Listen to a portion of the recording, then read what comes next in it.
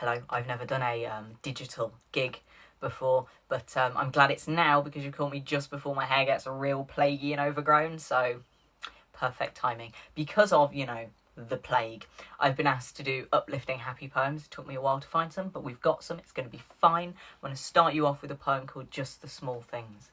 It's about happiness, which I think we all need about now. I'm going to build a factory where happiness is made, where it can be laid on every surface like a damp balloon popped in a water fight. There will not be a cathedral of light, no cinematic runs through airports, just the small things. Like the memories you know are etched in rings. The taste of lemonade made from your lemons so distinctly different from any others. The taste of your brother's name on your lips as you welcome him home. The foam on coffee. The branch of the tree you fell from when you were 6, sticks whipping your ankles on the way down in the shadow of a frown beneath your father's smile. The coolness of tile beneath bare feet. The joy when you eat. And the feeling of a dog dreaming as it sleeps on your knees. Playing Scrabble with a child who announces with such conviction that she will become an astronaut or a dolphin, and she believes in it so wholly you cannot imagine it not coming true. The smiley face graffitied on a bathroom mirror, the steam becoming a canvas that can only ever repeat. The pad of feet on old carpets, smiles when you least expect them, the whispers of a voice declaring you have come home, home, home. In this factory I will not manufacture your dreams. And though that seems like a faux pas, people mix up dreams and happiness, and when they wish for your dreams to come true, they seem to forget that nightmares are dreams too. I will not form the castles you see in your sleep. None of the flash cars or fine wines. There'll be lines on the skin of your face as you pass through the future. But you will be happy, because happiness is made up of more than dreams, you see. It's made of the tiny things you forget when the storm rolls in. Right, for my next poem, I'm gonna do one about how much I like Scrabble. It's actually not about how much I like Scrabble. It is actually about how much I like Scrabble, but officially it's about literature and the continuance of human thought and words and stuff, but really it's about how much I just really like Scrabble. It's called The Letters We Lose. You scratched a line through the Sharpie scrawl on your overpriced latte, saying something about how today was amazing, but I was gazing, somewhat distractedly, at the remnant of Sharpie caught under your fingernail. A fine black veil made up of part of your name, and though you can't read it, it's your name just the same, and I really have to wonder what happens to the letters we lose. What happens to the vowel sounds we leave scattered in the chalk dust?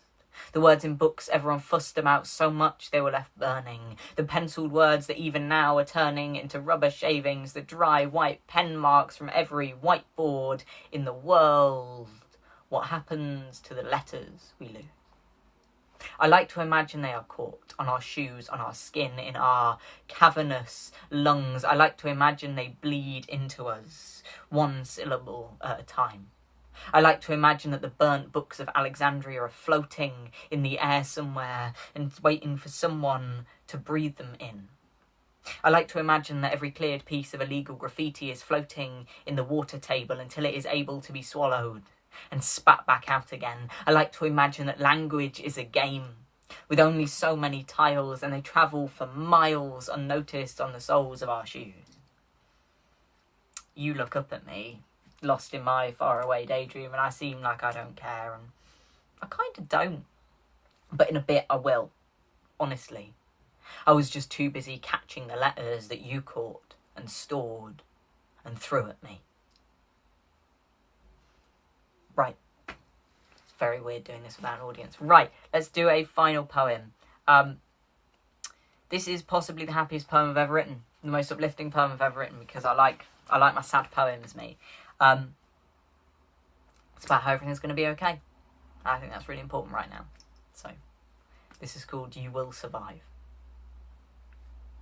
If you ever feel like this world is too much, that your mistakes are too big, or your failures too many, close your eyes. Breathe in this screaming air and speak only to yourself. I will survive. I will survive. I will survive. Not for anyone else, but for yourself. I will survive. I will survive. I will survive. Listen to the war drum of your heart, spurring you on to further victories. Listen to the wind song, the echoes in your lungs. Listen to the promises of trees, the whispers of the wind, the silent but all-pervasive encouragement of stars. Become one with this world in which you live and breathe out these words once more. Make them your motto, your promise. Scrawl them indelibly into the inside of your skull. Let them permeate every inch of your being. Make them the only thing this world cannot take from you. I will survive. I will survive. I will survive. If you repeat something enough, it becomes truth. If only to those who hear it. So speak to yourself. Forever. I will survive. I will survive. I will survive. You will survive. I promise.